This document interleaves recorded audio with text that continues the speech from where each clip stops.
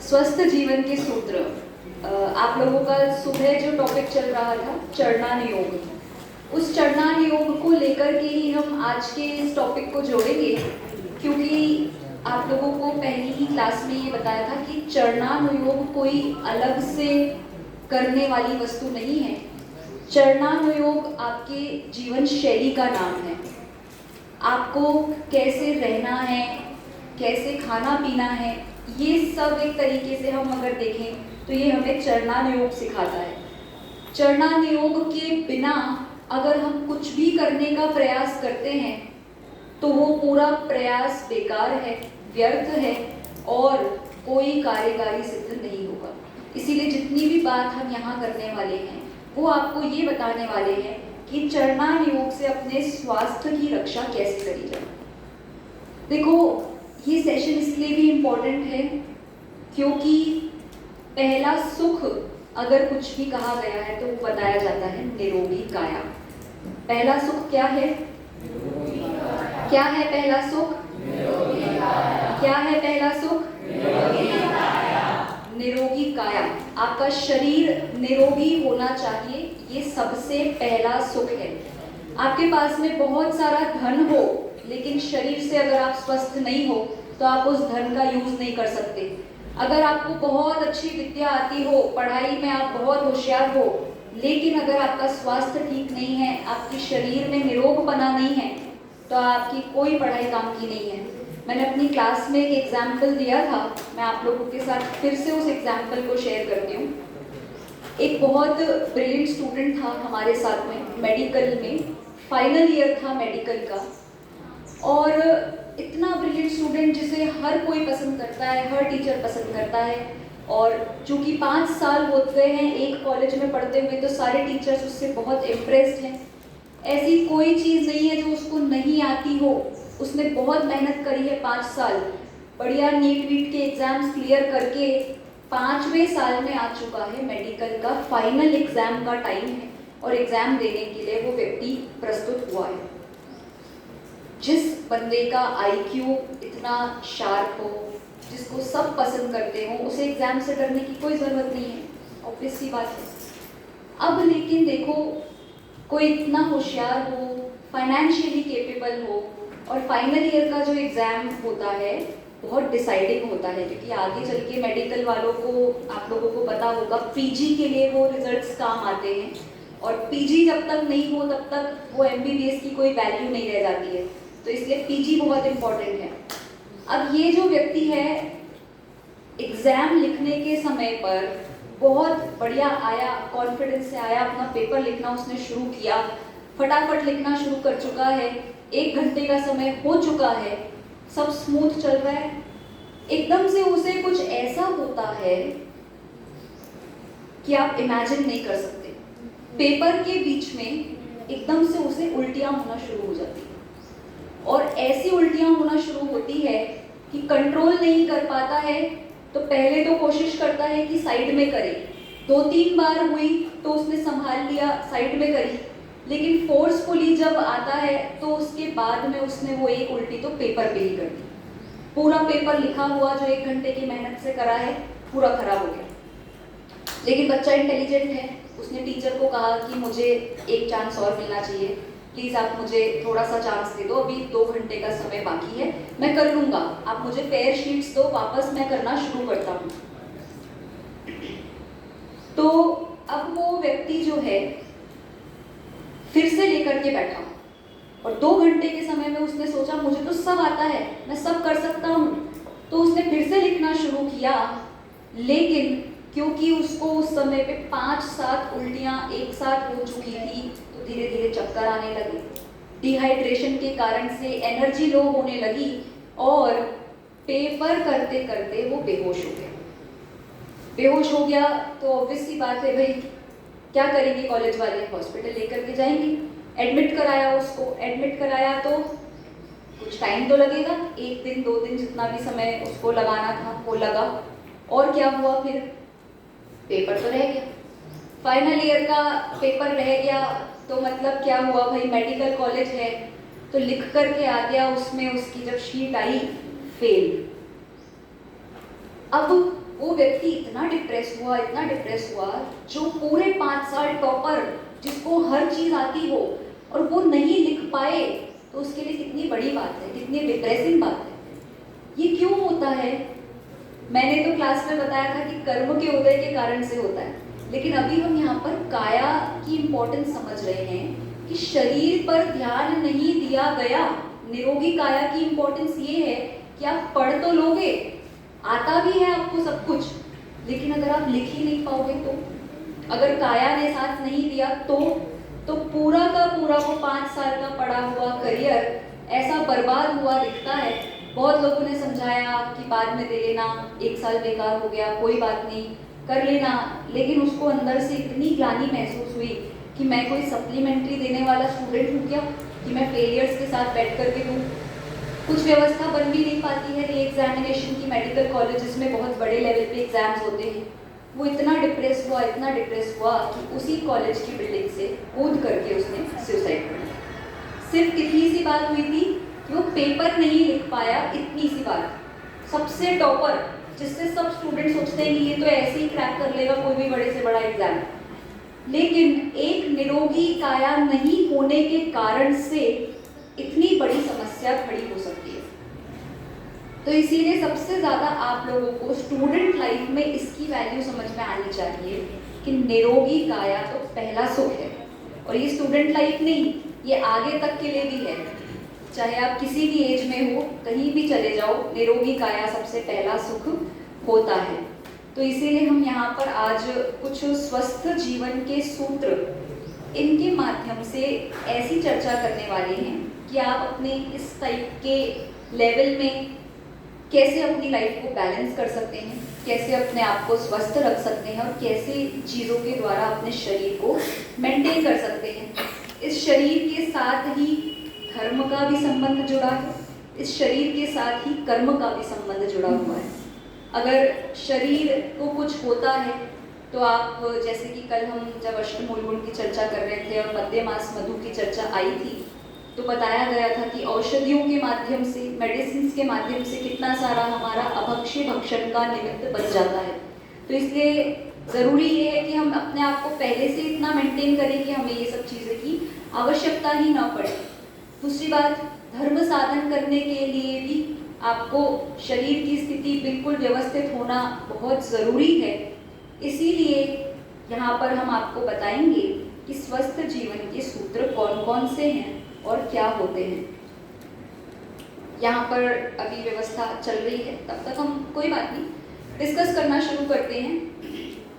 आप लोगों की डेली लाइफस्टाइल हम लोगों को यहाँ 3 दिन में समझ में आ गई है और हम उसी पैटर्न को ध्यान में रखते हुए थोड़ी सी बात करेंगे, क्योंकि आप लोग बहुत बिजी रहते हो, आप लोगों का शेड्यूल बहुत ज़्यादा टाइट होता है और टाइम भी आप लोगों को ज़्यादा नहीं मिल पाता है खुद के लिए। एंड ऑब्वियस सी बात है, अभी इस एज में थोड़ी सी सीरियसनेस भी कम होती है अपने शरीर को लेकर के। तो इसलिए हम इन्हीं बातों के साथ साथ शुरू करते हैं आपकी मॉर्निंग रूटीन से। सबसे पहले जब आप सुबह उठते हैं, तो आप लोग तो इतनी सुबह उठ जाते हैं 5:30 बजे, फिर भी आप लोगों को थोड़ा सा समय कम मिल पाता है। इसके लिए आपको ज़रूरी ये है कि जब आप सुबह उठते हैं तो आपको फ्रेश उठना ज़रूरी है। अगर आप 5:30 बजे उठ रहे हैं और आपको फ्रेश फील नहीं हो रहा है, इसका मतलब ये है कि आपकी नींद पूरी नहीं हुई है। नींद पूरी नहीं हुई है, इसका मतलब बॉडी अच्छे से काम नहीं करेगी।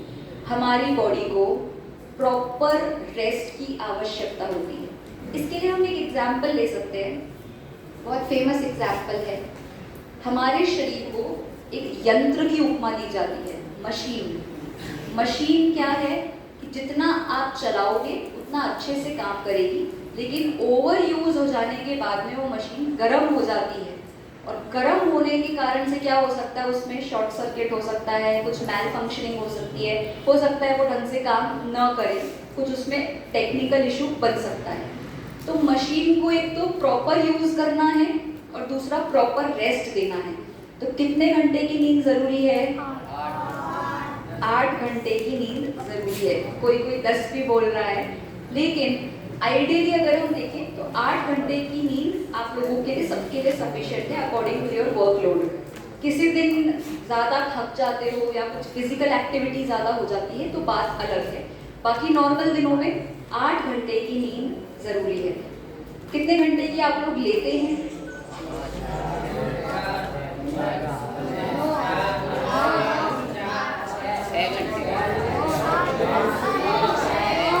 एवरेज आंसर आ रहा है 5 6, कुछ कुछ के 7 भी आ रहे हैं। 4 वाले भी हैं। देखो, जो 4 वाले हैं, 4 वालों के साथ में तो बहुत जल्दी से शॉर्ट सर्किट होने का चांस है। इतनी मशीन गर्म हो जाएगी आपकी कि बहुत जल्दी शॉर्ट सर्किट हो जाएगा। 4 वालों के लिए, क्योंकि आप लोगों को लगता है कि आप लोग बड़े हो और थोड़ा सा आप लोगों का काम भी ज़्यादा होगा, पढ़ाई का प्रेशर भी ज़्यादा हो जाता है, फिर थोड़ा सा दिन भर मस्ती करने का चांस नहीं मिला है तो आपको लगता है कि रात को तो मस्ती करेंगे ही करेंगे। लेकिन मस्ती करने से ज़्यादा इम्पॉर्टेंट है शरीर का रेस्ट। अब उस शरीर का रेस्ट ऐसा भी हो सकता है कि आप आराम से लेट करके भी मस्ती कर सकते हो, कुछ बैठ करके बात भी कर सकते हो। ज़रूरी नहीं है आपको किसी फिजिकल एक्टिविटी में इन्वॉल्व होना है। सबसे पहला सिद्धांत ही ये है कि आप 8 घंटे अपने बॉडी को फिजिकल रेस्ट से कुछ अलग रखें और हो सके तो मेंटल एक्टिविटी से भी कुछ हम उसे साइड में रखें। फिजिकल एक्टिविटीज से भी अलग रखें और मेंटल एक्टिविटीज से भी अलग रखें। फिजिकली तो रेस्ट देना ही देना है और मेंटली दो तो और भी बहुत अच्छी बात है। दूसरी बात, जितना जल्दी हो सके उतना जल्दी सोना चाहिए और जितना जल्दी हो सके उतना जल्दी उठना चाहिए। बेसिक रूल है। आप तो ऑलरेडी जल्दी उठ रहे हो तो इससे ज़्यादा क्या ही जल्दी उठोगे। लेकिन जस्ट इन केस कभी कभी पढ़ाई का लोड जब ज़्यादा होता है तो हम तो यही सजेस्ट करते हैं कि रात को देर तक जागने की बजाय जल्दी सो करके सुबह से आवर्स पढ़ा लो अपने, तो आप लोगों की पढ़ाई भी बेटर होगी और बॉडी को रेस्ट भी प्रॉपर मिलेगा। अब चूंकि मशीन है और मशीन को एक तरीके से चलाया जाता है, मशीन को अगर उल्टे सीधे तरीके से चलाओगे तो भी मशीन परेशान करेगी। तो इसीलिए सही तरीके से चलाने के लिए हमारे पास में एक उत्तर आता है और उस उत्तर का नाम है व्यायाम। व्यायाम मतलब होता है एक्सरसाइज। अब अगर आप लोग स्पोर्ट्स में इन्वॉल्व हैं तो कोई दिक्कत ही नहीं है, अच्छा खासा व्यायाम हो ही जाता है। लेकिन जो स्पोर्ट्स में इंगेज नहीं होते हैं वो क्या करते हैं? आप लोग थकने को व्यायाम समझते हो क्या? नहीं ना। थकने का नाम, भागने दौड़ने का नाम व्यायाम नहीं है। व्यायाम एक ऐसी अवस्था का नाम है जहाँ पर बॉडी को वो करके रिलैक्सेशन मिले, थकान नहीं हो। भागना दौड़ना ये सब फिजिकल एक्सर्शन है, एक तरफ हो गया। व्यायाम ऐसी चीज़ है जिसको करके आपकी बॉडी की मसल्स बहुत अच्छे से रिलैक्स हो सकती है। जब भी आपको कहीं पर भी बॉडी में पेन हो, ऐसा लग रहा है बहुत थक गए हो, तो आपको व्यायाम या प्राणायाम इन दो का सहारा लेना चाहिए। आपको पता है जब हमारे पास में काम ज़्यादा हो और टाइम कम हो तो हमारे पास में सबसे पहली चीज़ होती है हम सोना स्किप कर देते हैं, ठीक है? क्योंकि और कहाँ से आप कटौती कर सकते हो, खाना पीना तो करना ही है। तो इसीलिए सबसे पहले हम जब सोना स्किप करते हैं तो हम हमारी बॉडी को ठंडा कैसे करें। हमारी जो बॉडी रूपी मशीनरी है ये गर्म हो चुकी है, उसको ठंडा करना बहुत ज़रूरी है और उसके लिए यही एक उपाय है प्राणायाम। प्राणायाम में एक शब्द आ रहा है प्राण। प्राण शब्द है ना, प्राणायाम। प्राण शब्द आया, इसका अर्थ ये होता है कि ये हमारे प्राणों को जीवित करने का काम करता है। तो हम तो ऑलरेडी जीवित हैं। जीवित है मतलब पूरा पूरा रिलैक्स करने का काम करता है। इसीलिए प्राणायाम में बहुत बेसिक प्राणायाम्स को आप इंक्लूड कर सकते हो। और ऐसा नहीं है उन प्राणायामों को करने के लिए आपको किसी बहुत व्यवस्थित जगह पे जाकर के बैठना है और प्रॉपर योगा मैट बिछाना है और फिर फैंसी तरीके से करना है, ऐसा कुछ नहीं है। ये प्राणायाम आपको जब भी स्ट्रेस्ड या एग्जॉस्टेड फील हो, थका थका फील हो, बहुत स्ट्रेस्ड फील हो रहा है कि कुछ करने का मन नहीं कर रहा है, पढ़ने का मन नहीं कर रहा है, खेलने का मन नहीं कर रहा है, तब आप कहीं पे भी बैठ के इसे आराम से कर सकते हो। कोई अलग से कहीं जाने की ज़रूरत नहीं है। अलग से कोई टाइम की ज़रूरत नहीं है। क्या है प्राणायाम? बहुत बेसिक बेसिक चीज़ें याद कर लो। एक है डीप ब्रीदिंग। डीप ब्रीदिंग जब भी आप लो आपको बहुत अच्छा फील होगा। लगभग 10 to 15 सेट आप डीप ब्रीदिंग के करो, गहरी सांस लेना और धीरे धीरे छोड़ना। ये अपने आप में हमारी बॉडी को रिचार्ज करता है। दूसरी बात, दूसरा शब्द है अनुलोम विलोम, जो आप लोगों ने सबने सुना है। हमारी जितनी भी ऑक्सीजन लेने की कैपेसिटी है उसको एक तरीके से छोड़ना और दूसरे तरीके से लेना। ये सांस वाली एक्सरसाइजेस को प्राणायाम में इसलिए शामिल किया गया है क्योंकि हमारा जो शरीर है ये वायु के साथ साथ, हवा के साथ साथ एनर्जाइज होता है। जैसे आप अपने फोन को या किसी भी इलेक्ट्रॉनिक डिवाइस को चार्जर पे लगाते हो, ऐसे ही हमारे वातावरण में मैग्नेटिक फील्ड होती है जिससे हमारी बॉडी रिचार्ज होती है। और इसके लिए आपको चार्जर पे लगने की ज़रूरत यही है कि आप इस वायु के साथ में थोड़ी सी रिदमिक प्राणायाम आदि की क्रियाएं कर लो तो आपको अपने आप फ्रेश फील होने लगेगा। ठीक है, ये तो हो गया बहुत बेसिक। तीसरा, अगर आपको ऐसा लगता है कि थोड़ा सा स्ट्रेस ज़्यादा है तो आप कुछ गा सकते हो। और अगर हम अपने धर्म की शैली में बात करें तो हम तो आपको सजेस्ट करेंगे कि संस्कृत के पद्यों का उच्चारण करने से भी स्ट्रेस रिलीफ होता है। जैसे अपने समय सार के कलश हैं, उन कलशों का पाठ करना, भक्तामर है, भक्तामर के उन श्लोकों का पाठ करना, वो भी बहुत व्यवस्थित लय में, जो उसकी लय है ना, आपको पता है बहुत साइंटिफिक असर देखा गया है लोगों के ऊपर। अभी रिसेंटली फॉरेन में, रशिया में एक सर्वे हुआ, जिन लोगों को संस्कृत नहीं आती है उन लोगों को ये संस्कृत के पद्य सुनाए गए और बहुत रिदमिक लय में सुनाए गए। इनके ऊपर एक छंद लिखा होता है, आप लोगों ने देखा हो, बसंत तिलका देखा है, भक्तामर में लिखा हुआ है। ऐसे ही बहुत सारे लिखे होते हैं, किसी पे लिखा होता है शार्दुल विक्रीडित। ये छंदों के नाम हैं, इनके अर्थ होते हैं। शार्दुल विक्रीडित मतलब शेर के समान जिसकी चाल हो, शार्दुल मतलब शेर, विक्रीडित कि शेर खेल रहे हो, ऐसी चाल जैसा जिसका छंद है, ऐसा ही छंद होता है शार्दुल विक्रीडित। तो अलग अलग तरीके से इनको गाने की प्रैक्टिस आप कर सकते हो और आपको गाना भी आता ही होगा जब आप पढ़ते होगे समय सार कलश वगैरह। इनका पाठ करोगे तो आपकी बॉडी में जो वाइब्रेशंस होते हैं, जो ध्वनियाँ निकलती है, उससे भी हमारा माइंड बहुत सुंदर तरीके से रिलैक्स होता है। पहली स्लाइड लगा दीजिए। हाँ, तो इसलिए पहला पॉइंट हमारा जो है, सामर्थ्य अनुसार व्यायाम करें, इसकी हम चर्चा कर रहे हैं। आप देख सकते हैं कि इससे क्या क्या लाभ होता है। मानसिक स्वास्थ्य की हमने बात कर ही ली, अनिद्रा और बेचैनी कम, इसकी भी हम चर्चा कर चुके हैं कि जब भी बेचैनी हो रही हो या एग्जॉस्टेड फील हो रहा हो तो आप इस तरीके से कर सकते हैं। व्यायाम करने से हमारे शरीर की चुस्ती फुर्ती तेज हो जाती है क्योंकि रिचार्ज हो जाएगी बॉडी, तो इसलिए अपने आप बात स्वाभाविक है कि उससे अच्छा होगा।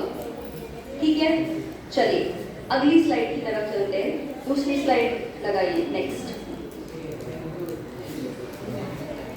अब देखो, दूसरा सबसे इम्पोर्टेंट हमारा चलता है जो काम, वो है आहार। पंचम काल में तो परिभाषा ही यही है, आहार ढकेले पहाड़। आहार ढकेले पहाड़, जो जितना अच्छा खाएगा वो पहाड़ को भी ढकेल सकता है। इतनी अच्छी बात एक ऐसी भी बनी हुई है।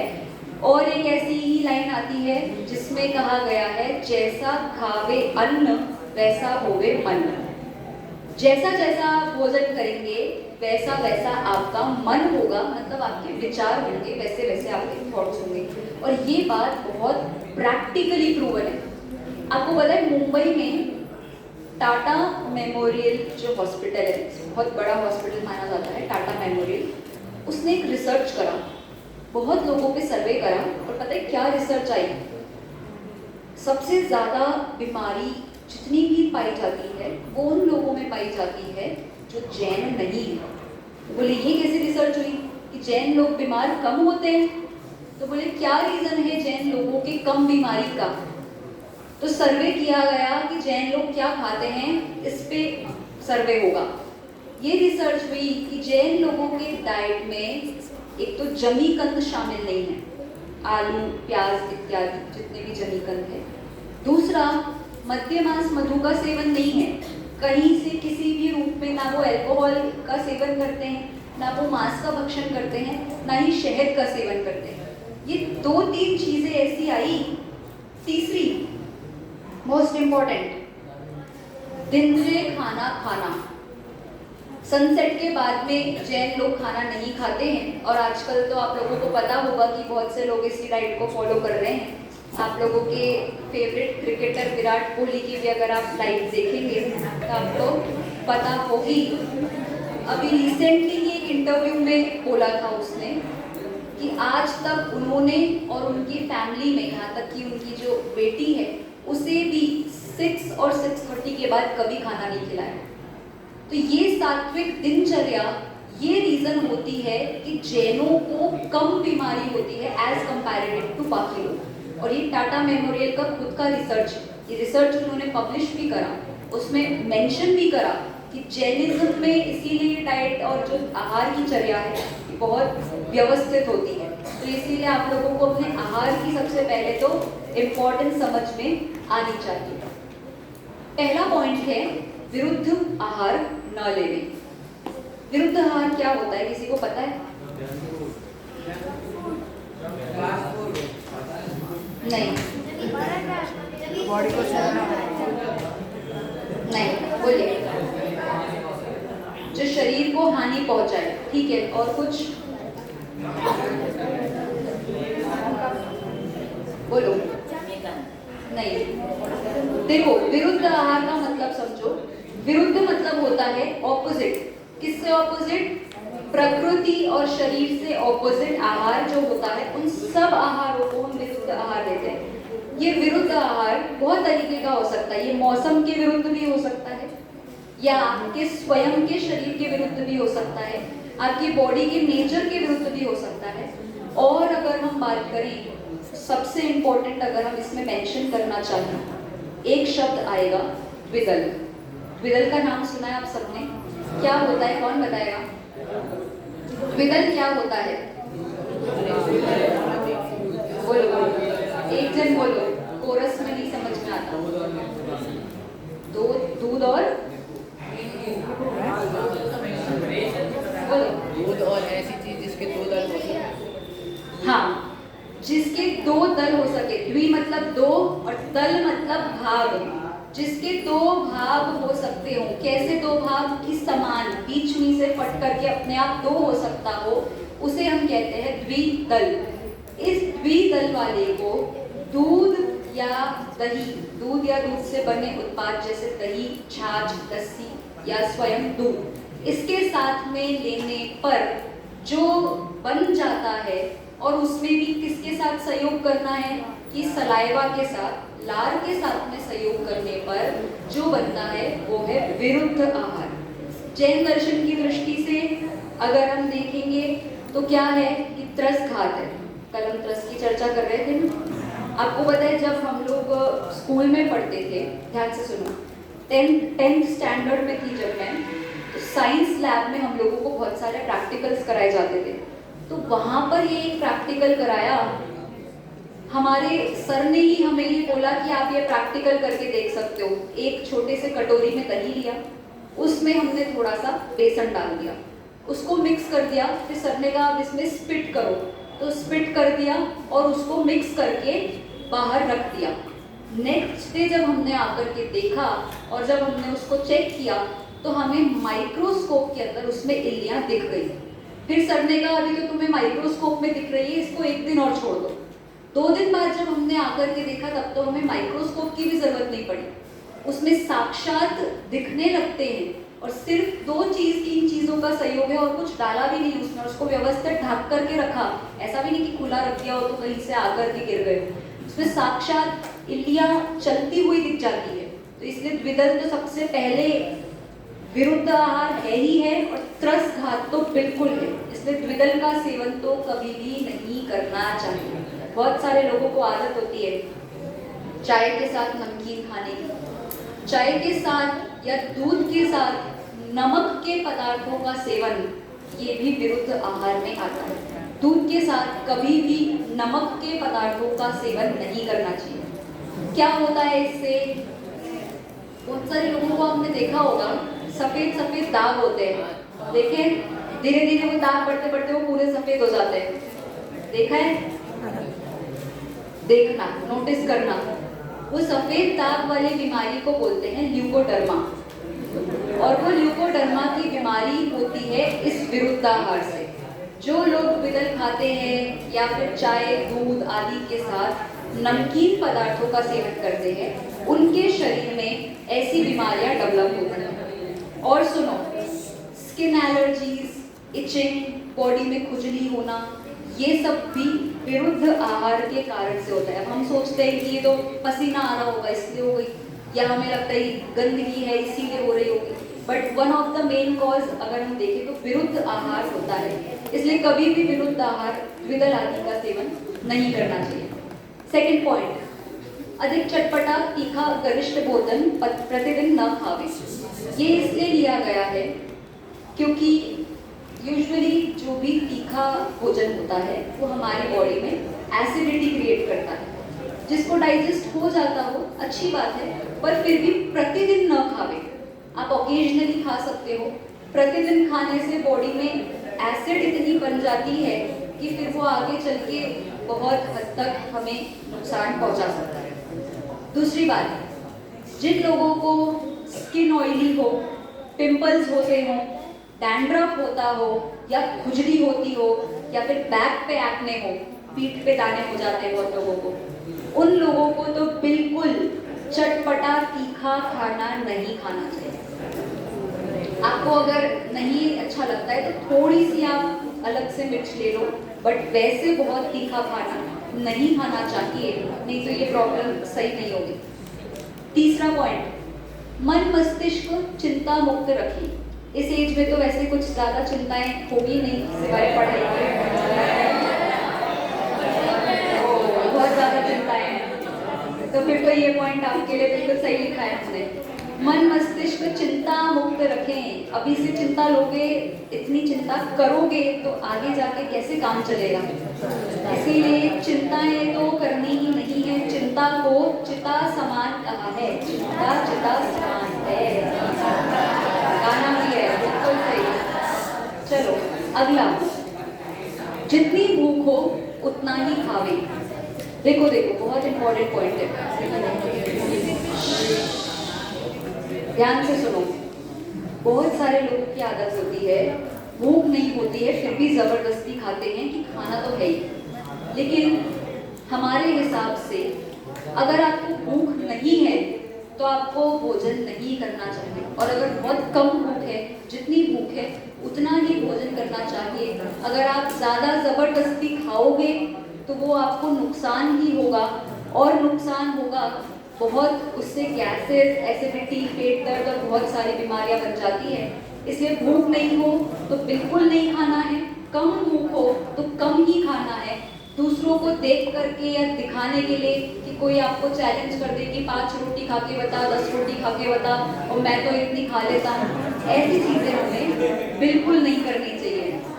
एक हमारे कॉलेज में, सुनो सुनो सुनो, कॉलेज में एक बार एक ऐसा कंपटीशन हुआ था, जो जितने केले खाएगा उसको प्राइज मिलेगा। अब ऐसे कंपटीशन में हमें ऐसा लगता है ना, चैलेंज है, ज़्यादा से ज़्यादा केले खा करके बताने हैं। तो एक लड़के ने, और उसमें टाइम लिमिट थी 1 मिनट, 1 मिनट में ज़्यादा से ज़्यादा केले खाने हैं। एक लड़के ने 21 केले खा लिए, और उसके बाद में उसकी जो हालत हुई, उल्टियाँ होना शुरू हो गई और उसको तुरंत हॉस्पिटल में भर्ती कराना पड़ा। इतने सारे केले, वो भी 1 मिनट में, कितना तो चबा पाया होगा, कितना उसने निगला होगा, और कैसे उसने उसको सेट किया, कुछ नहीं पता। इसलिए ऐसी स्थितियाँ बिल्कुल अपने जीवन में नहीं आने दें। क्या हो जाएगा, एक छोटा सा प्राइज ही तो मिलना था, उसे एक प्राइज के पीछे अपनी लाइफ को रिस्क कर दिया। इसीलिए जितना भूख हो उतना ही खाएं। अननेसेसरी चैलेंजिंग खाने के चक्कर में ज़्यादा खाने की आवश्यकता नहीं है। चलो चलो चलो, बातें नहीं। अगला पॉइंट, अधिक गर्म या अधिक ठंडा खाना उचित नहीं है। ये तो पता ही है आप लोगों को कि ज़्यादा गर्म नहीं खाना है और ज़्यादा ठंडा नहीं खाना है। फिर अगला, शाम के भोजन में दही, लस्सी, छाछ आदि का सेवन ना करें, मात्र दिन के समय ही करें। इसका रीज़न ये है कि दही, छाछ और लस्सी, इनका जो नेचर होता है वो ठंडा होता है, तो शाम के समय पे लेने से नुकसान हो सकता है, कफ होगा, गला खराब हो जाएगा, खांसी हो जाएगी, इसलिए मना किया है। चलिए नेक्स्ट स्लाइड। अब ये तो बिल्कुल आप लोगों के लिए ही लिख करके लाए हैं हम, स्वच्छता एवं स्वास्थ्य।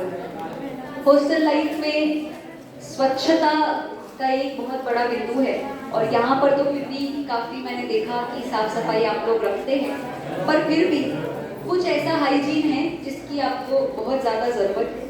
सबसे पहला पॉइंट लिखा है, दिन में 2 बार मुंह और दांतों की सफाई करें। एक दिन में बहुत बार ऐसा होता है कि लोग पूरे दिन भर मुंह नहीं धोते हैं। ऐसा कोई है आप लोगों में? अरे अपना बताओ ना, ये क्यों करते हो? वो तो मैं, ऐसा है कोई? तो 2 बार धोया करो। सुबह नहाते समय तो धोते ही धोते हैं, शाम के समय भी मुंह अवश्य धोना चाहिए। यहाँ पर तो वैसे भी ठंड नहीं होती ज़्यादा, तो आप लोग धो सकते हैं। 2 बार ब्रश करना, 2 बार दांतों की सफाई। देखो ये तो चढ़ना योग का लेक्चर ही है अपना, तो चढ़ना योग की दृष्टि से भी दांतों की सफाई करना बहुत आवश्यक है। हमारे दांतों में जीव उत्पन्न होने लगते हैं, मुंह में बहुत सारे जीव उत्पन्न होने लगते हैं, और फिर अगर आप 2-2, 3-3 दिन तक ब्रश नहीं करोगे या फिर 2 बार भी ब्रश नहीं करोगे, तो अगली मॉर्निंग को जो जीव होंगे उनको मारने का पाप भी आपको ही लगेगा जब भी करोगे नेक्स्ट। या फिर ऐसी खाना खा लोगे तो उनको खाने का पाप भी आपको लगेगा। इसीलिए कहा गया है जीव उत्पन्न होने से पहले ही मुंह को साफ कर दो ताकि जीव उत्पन्न न हो। तो इसलिए ब्रश करने की इम्पोर्टेंस चरणान योग की दृष्टि से भी है, और मेडिकल की दृष्टि से तो आपको मुझे समझाने की जरूरत है ही नहीं। दूसरा पॉइंट, अपनी वस्तु को अन्य के प्रयोग में आने पर उसे साफ करके ही स्वयं इस्तेमाल करें, जैसे ईयरफोन्स, कंघा, बोतल, वस्त्र आदि। शेयरिंग इज केयरिंग, तो शेयर तो हम करेंगे, कोई दिक्कत नहीं। लेकिन जो वस्तुएं डायरेक्ट हमारे शरीर के संपर्क में आती है, उन चीजों में हमें बहुत ध्यान रखना चाहिए। कुछ पूछ रहे हो? बोलो। मुनिराजों को अदंत धोवन और अस्नान दोनों होते हैं, ना उन्हें नहाने की जरूरत है ना उन्हें ब्रश करने की जरूरत है, क्योंकि मुनिराजों के माध्यम से सात्विक आहार का विधान है। दूसरी बात, मुनिराज 2 समय भोजन नहीं करते। जब वो एक बार भोजन करते हैं उसमें भी बहुत सात्विक भोजन करते हैं, और उसके बाद वो इस तरीके से कुल्ला करके अपने दांत साफ करते हैं कि मुंह में एक भी पार्टिकल ना रह जाए। अगर मुंह में एक भी पार्टिकल रह जाएगा तो वहाँ जीव उत्पत्ति शुरू होगी। उनका ऐसा होता ही नहीं है, वो बहुत व्यवस्थित साफ करते हैं, इसीलिए उनको ब्रश करने की आवश्यकता नहीं। तीसरी बात, क्योंकि मुनिराज अपरिग्रह व्रत के धारी हैं, तो ब्रश करने के लिए फिर एक ब्रश भी रखना पड़ेगा और फिर कुछ मंजन भी रखना पड़ेगा, तो ये कहाँ रखेंगे, कैसे रखेंगे? वो बिल्कुल उनकी चर्या में शामिल ही नहीं होता है। इसलिए मुनिराजों को अस्नान व्रत और अदंत धोवन ये 2 कहे गए। चलिए, हम शेयरिंग की बात कर रहे थे। कुछ ऐसी वस्तुएं होती हैं जो आपके शरीर से डायरेक्ट संपर्क में आती है और संक्रमण का कारण बनती है। आपको पता है, टीबी का नाम सुना है आप लोगों ने? टीबी, ट्यूबरकुलोसिस, कैसे होता है ये? खांसी से। लंग्स की नहीं, बोन्स की भी होती है। सिर्फ लंग्स में नहीं, बोन्स में भी होती है। टीबी का एक बैक्टीरिया होता है, और ये जो बैक्टीरिया होता है ना, ये हमारे शरीर में ऐसे ही पहुंचता है कि आपने किसी की ईयरफोन लगाई और दूसरे व्यक्ति को अगर टीबी होगा और आपने उसकी बिना पोछे या बिना क्लीन करे ईयरफोन लगा ली, तो उसके शरीर में जो बैक्टीरिया थे वो आपके शरीर में डायरेक्ट प्रवेश चले गए कान से। और टीबी का जो बैक्टीरिया होता है बहुत पेनफुल होता है। जब टीबी होना शुरू होता है ना, तो पता नहीं चलता। जैसे बोन टीबी होता है, तो मान लो किसी को बहुत हाथ या पैर में दर्द है, तो उसको रोज रोज रोज रोज पैर में दर्द ही होता रहेगा। वो सोचेगा कि क्यों दर्द हो रहा है, लग गई है या नस खिंच गई है या चोट लग गई है। लेकिन बहुत टाइम बाद डायग्नोज हो पाता है कि वो दर्द जो हो रहा था बस वो पेन होता रहेगा, असहनीय पेन होता है, और फिर उसके बाद में उसका पूरा कोर्स होता है। तो इसीलिए ये बहुत छोटी सी चीज़ है कि हमें ये सब चीज़ें बहुत क्लीन करके यूज़ करनी चाहिए। कंघा, अगर किसी के सिर में डैंड्रफ है या कोई फंगल इन्फेक्शन होता है बहुत लोगों के बालों में, किसी को हेयर फॉल की प्रॉब्लम है, और अगर आप उसको कंघा दे करके खुद वही कंघा यूज़ करते हो तो वो सेम प्रॉब्लम आपको भी होने के चांसेस हो जाते हैं, क्योंकि डायरेक्ट हेयर फॉलिकल में वो हमारे जर्म्स चले जाते हैं। इसीलिए कंघा भी क्लीन करके इस्तेमाल करें, या फिर हो सके तो अपनी चीज़ किसी को भी मत दो और सब अपने अपने यूज़ करो। बॉटल और वस्त्रों में स्पेशली अगर आप देखो तो हमारा जो तौलिया है वो हमारे सबसे ज़्यादा शरीर के संपर्क में रहता है। हम शरीर की डायरेक्ट एक लेयर उससे क्लीन करते हैं, और सबसे ऊपर की लेयर अगर आप लोगों ने बायोलॉजी में पढ़ी होगी, एपिथेलियम लेयर होती है सबसे ऊपर, वो बहुत आसानी से झड़ जाती है और रोज़ नहीं आती है। हमारे शरीर के कुछ लेयर्स झड़ते रहते हैं, तो वो झड़ने के कारण से उस पर चिपक जाएगी और फिर वो दूसरे के शरीर पे चली जाएगी। उसके शरीर में जो बैक्टीरियाज या प्रॉब्लम होगी वो आपको भी हो जाएगी। खास करके आप लोगों की एज में तो, क्योंकि बहुत पिंपल्स और एक्ने बहुत प्रोन होता है, जिसको नहीं है उसको भी होने के चांसेस होते हैं। इसीलिए टॉवल्स वगैरह, नैपकिन, रुमाल, ये सब चीज़ें शेयर नहीं करनी चाहिए। अगला, नासिका व श्वसन तंत्र की सफाई, अनुलोम विलोम। इसकी चर्चा हम कर चुके हैं कि किसी को अगर कुछ ऐसी दिक्कत होती हो तो नासिका और श्वसन तंत्र, इसकी सफाई अनुलोम विलोम से हो जाएगी। शरीर का डिटॉक्सिफिकेशन, गर्म पानी में नींबू, नीम, करेले आदि का सेवन। ये तो आप लोगों के लिए शायद ज़्यादा डिफिकल्ट हो गया। कौन कौन खाता है करेला? और नीम मिल जाती होगी तो खा सकते हो। बहुत बढ़िया। ऐसा कहा जाता है कि महीने में एक बार तो नीम के पत्ते खाने ही चाहिए, ताकि आपकी बॉडी से जितने भी विषाणु हैं डिटॉक्सिफाई होते रहे। और करेले तो आप लोग खा ही रहे हो, तो बिल्कुल अगर हफ्ते में एक बार हो सके तो करेले ज़रूर अच्छी मात्रा में ज़्यादा से ज़्यादा खाने चाहिए। चलिए, एक पॉइंट लिखा है गर्म पानी में नींबू। कभी भी आपको कोई तकलीफ होती है, बॉडी में ऐसा लगता है कि कुछ इन्फेक्शन हो गया है, तो थोड़ा सा तेज गर्म पानी में नींबू निचोड़ के और थोड़ा सा नमक डाल करके अगर आप लेंगे तो आपकी बहुत सारी प्रॉब्लम्स सही हो जाएगी। चलिए अगला, विश्राम एवं स्वास्थ्य। इसकी चर्चा हम बहुत कुछ कर चुके हैं। देखो, फर्स्ट पॉइंट देखो, जब भी शारीरिक या मानसिक थकान का अनुभव हो तो शरीर को ढीला छोड़कर मन को विचार से मुक्त करके लेट कर या बैठकर ध्यान करें। क्या मतलब है इसका? क्या करेंगे हम? सोएंगे। ध्यान करने में नींद आती है, लेकिन मेडिटेशन बहुत सारे लोगों की दवा है। मेडिटेशन की प्रैक्टिस आपको करनी चाहिए। 1 मिनट से शुरू करके आप ट्राई कर सकते हैं। किसी भी चीज़ को नहीं सोचना मेडिटेशन की अवस्था होती है। तो आप ऐसा कर सकते हैं, जब हमारे पास बहुत लोड हो तो शरीर को ढीला छोड़ करके कुछ भी नहीं सोचना है, बस रिलैक्स होना है, तो आप इस तरीके से विचार मुक्त हो सकते हैं। निद्रा पूरी नहीं, इससे थके हुए स्नायु पुनः क्रियाशील होते हैं। अगला, अपने हाथ व पाँव को सूक्ष्म क्रियाओं द्वारा बीच बीच में रिलैक्स करना चाहिए। जब आप बहुत देर स्कूल में बैठे रहते हैं, एक ही जगह पर सिटिंग होती है, तब आप लोगों को थोड़ा थोड़ा अपने हाथ पैरों को बीच बीच में रिलैक्स करते रहना चाहिए। जैसे इस तरीके से उंगलियां हिला करके, पैरों के पंजों को मोड़ करके, इस तरीके से हाथों को घुमा करके, ताकि आप लोगों को कुछ तकलीफ ना हो। हमारे पास में रिसेंटली ही एक केस देखा था हमने। एक स्टूडेंट था, बहुत लिखने का शौकीन था, तो वो निबंध वगैरह लिखना, बड़े बड़े एसेज लिखना बहुत लिखता रहता था। तो वो लिखने के कारण से गर्दन, क्योंकि ऐसे करके और हाथ का पोस्चर ऐसा, तो उसको गर्दन में बहुत कम एज में ही सर्वाइकल डेवलप हो गया।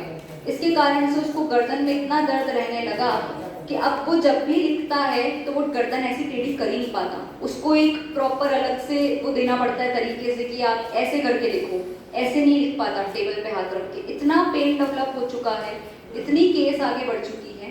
तो ये इस एज में ही होता है। आप लोगों ने देखा होगा हाथ में अलग अलग टाइप के निशान बन जाते हैं ज़्यादा लिखने की वजह से। तो ये अगर अभी हो जाएगा तो आगे चल के आपको बहुत प्रॉब्लम होगी। इसलिए बीच बीच में अपने हाथों को और अपने पैरों को रिलैक्स करते रहें। अगला पॉइंट, सोने का पोस्चर सही हो, तकिया आदि का चयन उचित रखें। बहुत सारे लोग गलत तरीके से सो जाते हैं, उससे भी बहुत प्रॉब्लम्स होती है, अच्छी नींद नहीं हो पाती है। इसलिए सोने का पोस्चर, बैठने का पोस्चर, आप लोगों को कल भी बताया था, सीधे बैठना चाहिए। आप लोग कोई सीधे नहीं बैठते हो। एक ही पोस्चर में ज़्यादा देर ना बैठे। ये वही बात है कि ज़्यादा देर अगर आप एक ही पोस्चर में बैठे रहेंगे तो आपको ज़्यादा तकलीफें होंगी। अब नेक्स्ट स्लाइड है कुछ, नेक्स्ट करना, नेक्स्ट। देखो, एक ये आप लोगों के लिए इस एज में बहुत काम कर सकता है। जब भी चोट लग जाए या फिर कहीं मसल पुल हो जाए खेलने कूदने में, तो एक आप काम कर सकते हो, वो है मालिश।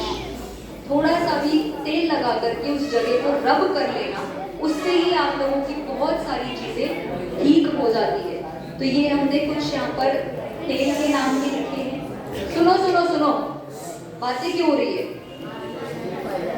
क्या हो गया? क्यों हो रही है बातें? नहीं अच्छा लग रहा है तो हम खत्म कर देंगे। आप लोगों के लिए बता रहे हैं, हम लोगों को तो ऑलरेडी पता है। फिर बिल्कुल अब एक भी आवाज नहीं आनी चाहिए। मालिश बहुत सारे प्रकार के तेलों से करी जा सकती है। अच्छा, एक आप लोगों के लिए बहुत प्लस पॉइंट जो आपके हॉस्टल में है, बहुत अच्छी धूप आती है। क्या हुआ?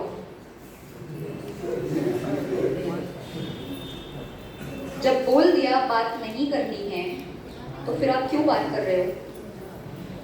कोई बात नहीं करेगा। आप लोगों के हॉस्टल में बहुत अच्छी धूप आती है और धूप का सेवन आप सबको करना चाहिए, क्योंकि धूप में विटामिन डी होता है। अधिकांश हमारे रोग विटामिन डी की डेफिशिएंसी से होते हैं, और ये आपको तब रियलाइज होगा जब आप अपने पेरेंट्स की एज पे पहुंच जाओगे।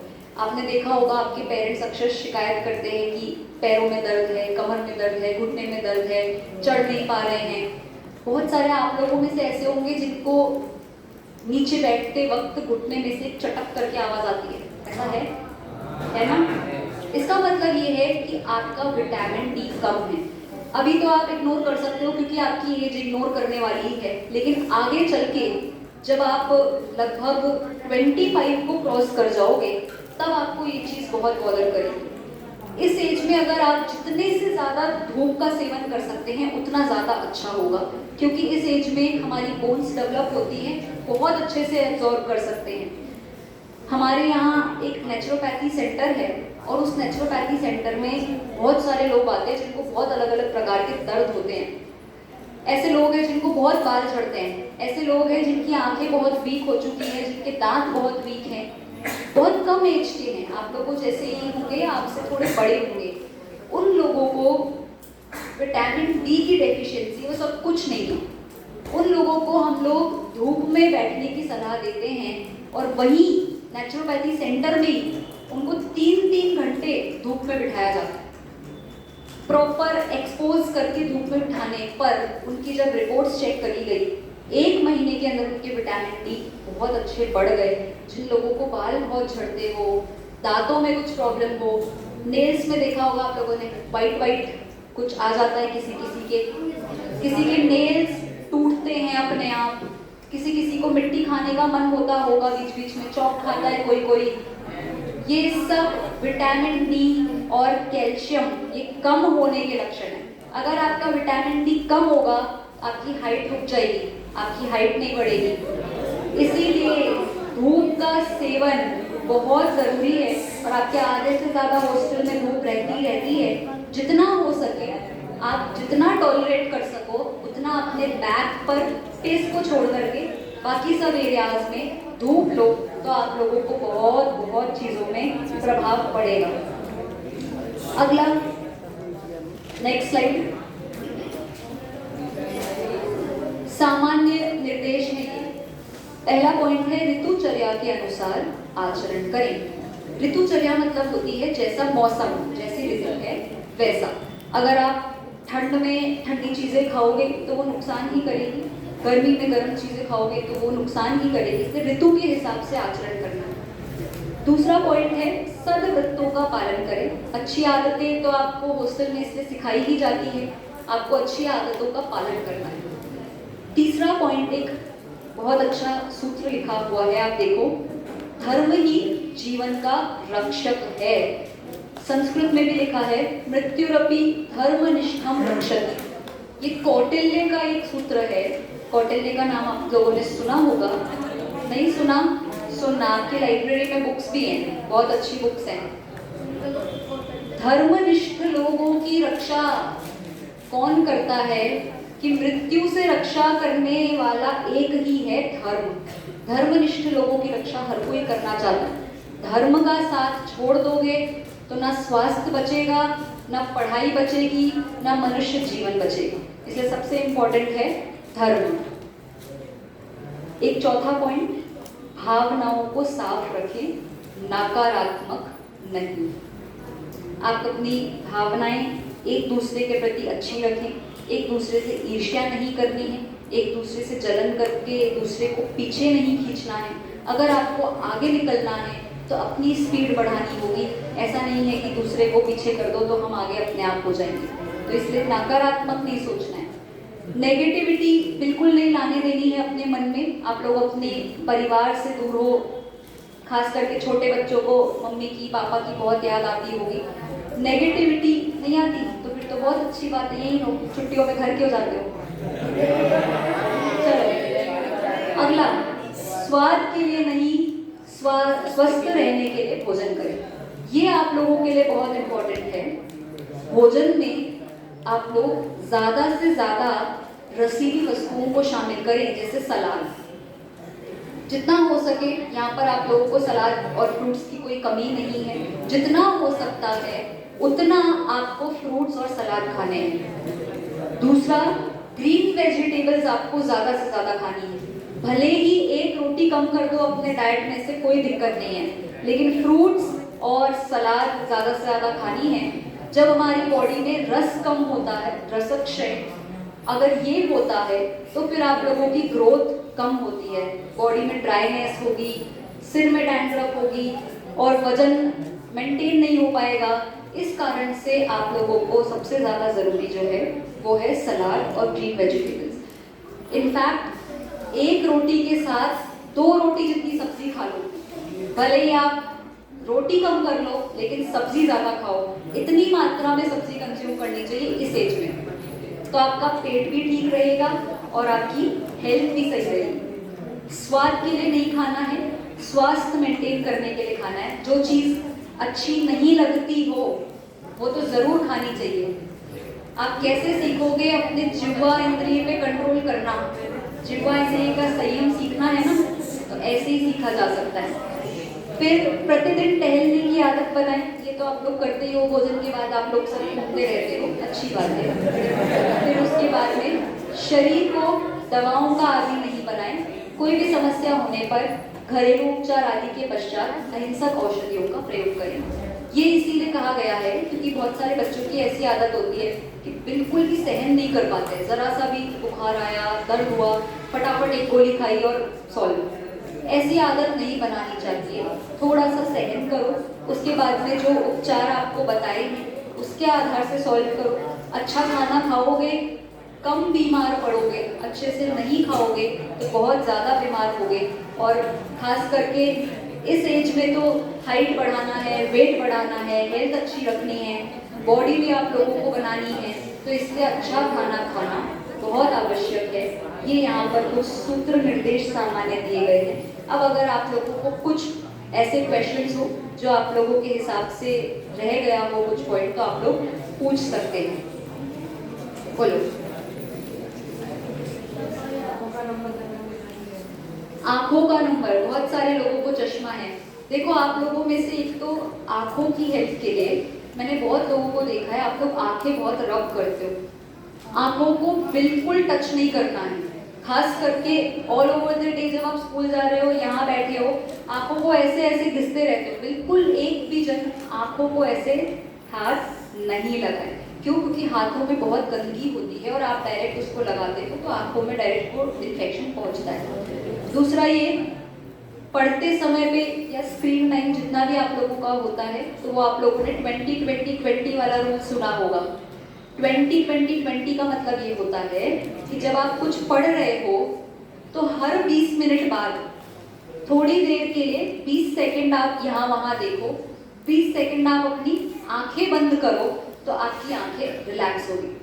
तीसरी बात, जब भी आंखों में कुछ खुजली जैसा फील हो या ऐसा लगे कि कुछ इचिंग हो रही है या घिसने का मन करता हो, तो ये जो हमारा ब्लैक प्यूपिल होता है ना, इस पे स्क्रैच आ जाते हैं जब भी आप इसको घिसते हो। रब करोगे तो स्क्रैच आएंगे, और स्क्रैच आएंगे तो अपने आप दिखने की क्षमता कम होती जाएगी और उतने जल्दी जल्दी चश्मे का नंबर आएगा या बढ़ेगा। इसलिए बिल्कुल नहीं घिसना है। कभी घिसने का मन हो तो इस तरीके से ऊपर देख के और फिर इस तरीके से घिसो, ताकि आंखें खुली भी रहे और उस ब्लैक प्यूपिल पे आपके स्क्रैचेस नहीं हो। ठीक है। चौथी बात ये कि ठंडे पानी से आंखों को धोना है दिन में 4 बार, ताकि आपकी आंखें ठंडी रह सकें। और अगर किसी को पर्टिकुलरली कुछ जलन वगैरह होती है आंखों में, तो आप लोग कुछ आई ड्रॉप भी डाल सकते हैं जो ज़्यादा नुकसान ना दे। खाने में आपको विटामिन ए ज़्यादा से ज़्यादा लेना है। सीजनल फ्रूट्स लो, अगर आम आते हैं तो आम ज़्यादा से ज़्यादा खाओ, आम खाने से बहुत फायदा होगा। दूसरा, बादाम, ड्राई फ्रूट्स भी मिलते हैं आप लोगों को यहाँ पे, और अगर नहीं मिलते हो तो घर से भी आप ला सकते हो या फिर यहाँ मंगा भी सकते हो। तो फिर यहाँ आपके लिए व्यवस्था कर देंगे। जिन भी लोगों को चश्मा है वो बादाम खाने की आदत बनाएं, बादाम खाने से भी चश्मा उतरता है। तीसरा सुनो, पानी बहुत पीना है। पानी पीने से आपके शरीर की गंदगी निकलती है, टॉक्सिन्स निकलते हैं, तो इसीलिए आपको जब टॉक्सिन्स निकालने हैं तो आपको ये आदत बनानी पड़ेगी। बोलो, और किसी का कोई क्वेश्चन है? पूछो। सफ़ेद बाल हो रहे हैं। सफ़ेद बाल होने का मुख्य रीज़न होता है आप या तो स्ट्रेस ले रहे हैं, या नींद कम ले रहे हैं, या फिर आपकी बालों की हेल्थ खराब हो रही है।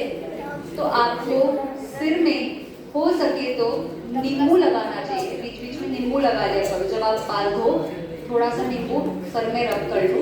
उसके अलावा ऑयल डेली लगाओ, ऑयल लगाओ, और उसमें भी कपूर मिला करके लगाओगे नारियल के तेल में, तो आपके लिए बहुत बेनिफिशियल है। और तीसरा, सिर पे थोड़ी थोड़ी टैपिंग किया करो। आपके सिर में ब्लड सर्कुलेशन प्रॉपर नहीं होता है तब सफ़ेद बाल होते हैं, तो इसलिए सिर में थोड़ी थोड़ी सी टैपिंग रोज करनी चाहिए, ताकि आपके सिर में अच्छे से पहुंच सके सर्कुलेशन। बाकी तो ऑयलिंग सबसे बेस्ट है। ठीक है। और किसी को पूछो।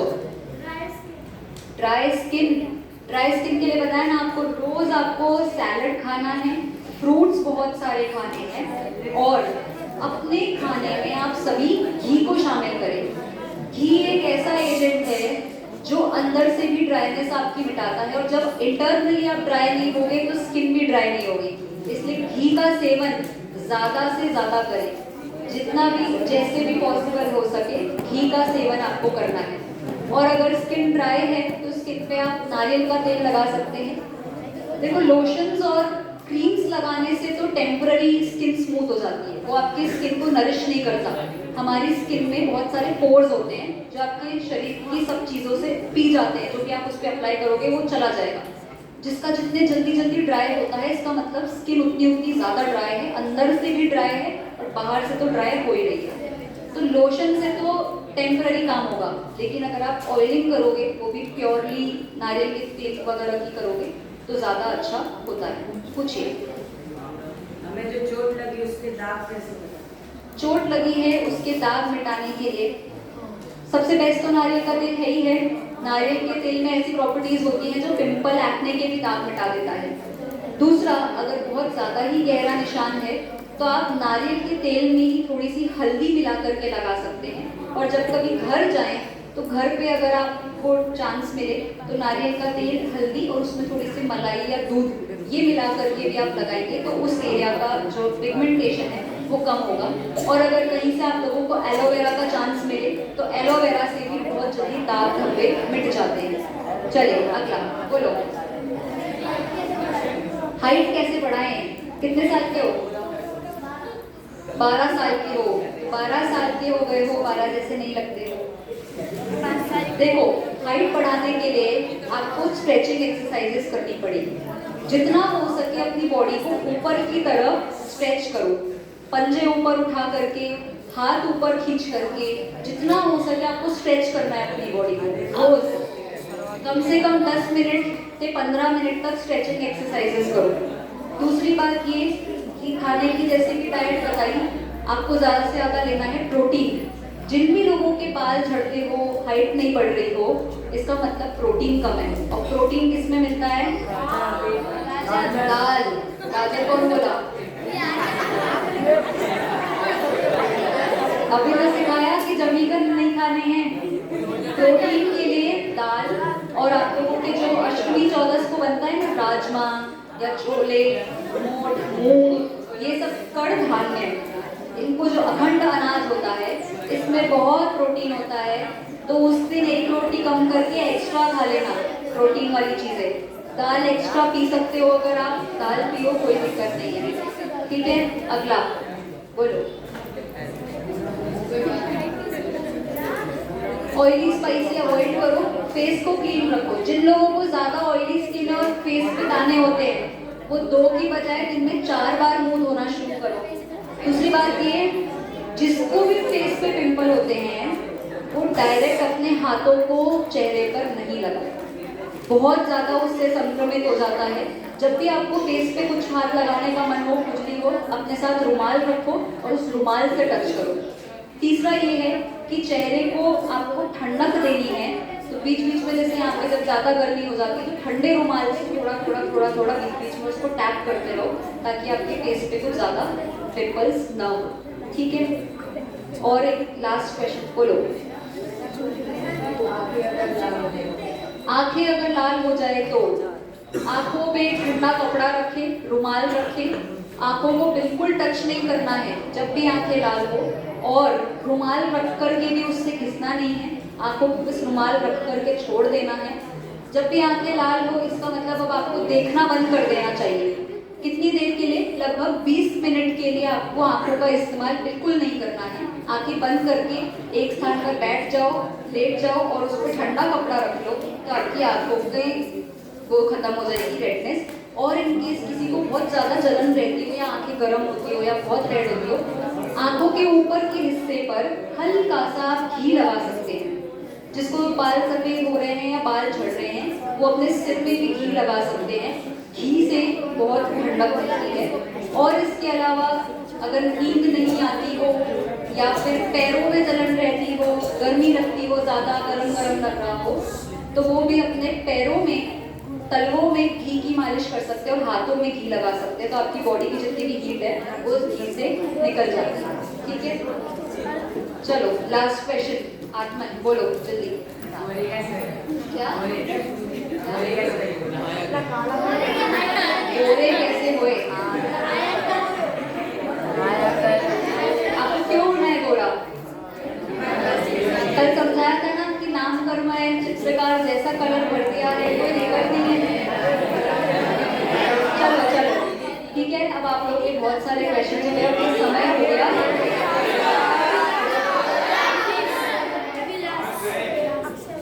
चलो लास्ट बोलो। खुजली होती है, खुजली होती है, इसका मतलब ये है कि आपने व्यवस्थित नहाया नहीं है। देखो पाउडर वगैरह से तो स्किन भी ड्राई होगी और वो बहुत टेम्पररी शमन करता है खुजली को। ज़्यादा अगर खुजली होती है तो आपको व्यवस्थित नहाना चाहिए और उसमें भी थोड़ा सा ठंडे पानी से नहाना चाहिए। गर्म पानी से नहाने से ज़्यादा खुजली होती है और ज़्यादा स्किन ड्राई होती है। मतलब थोड़ा सा ठंडे पानी से नहाओ और थोड़ा सा आप उसके बाद में नारियल का तेल लगा लोगे तो कुछ भी नहीं होगी। बोलो। जो बच्चे ज़्यादा पतले हैं उनके लिए हेल्दी बनना है तो क्या करें? प्रोटीन और फ्रूट्स और सैलड और खूब सारी दाल और सब्जी। क्या कफ प्रॉब्लम? देखो हाँ, ये कुछ थोड़ा सा अलग क्वेश्चन है। जब भी आप लोगों को कफ होता है तब आप लोगों को क्या करना चाहिए? सबसे पहला एक तो ये है कि गर्म पानी में, अच्छे तेज से गर्म पानी, चाय जैसा गर्म हो, उसमें आप नींबू डालो थोड़ा और थोड़ा नमक और उसे पियो।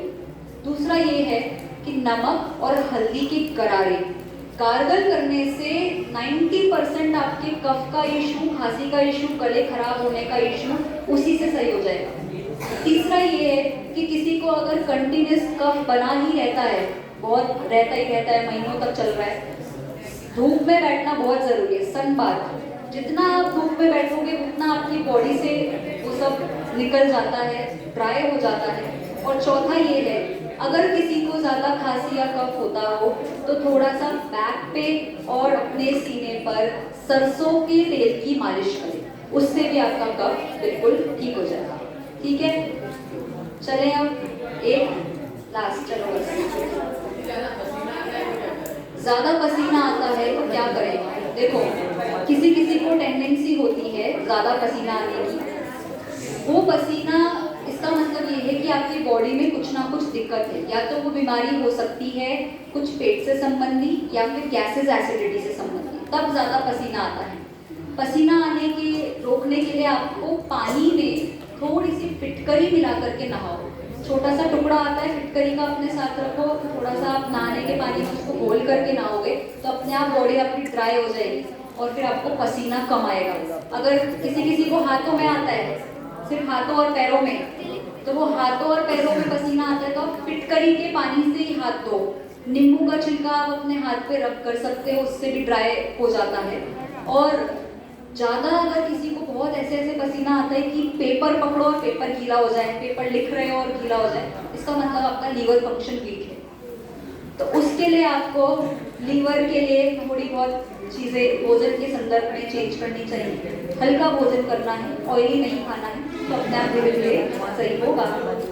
इस तरीके से हो गया। अब अपना समय हो चुका है और अगली कक्षा का समय है, यही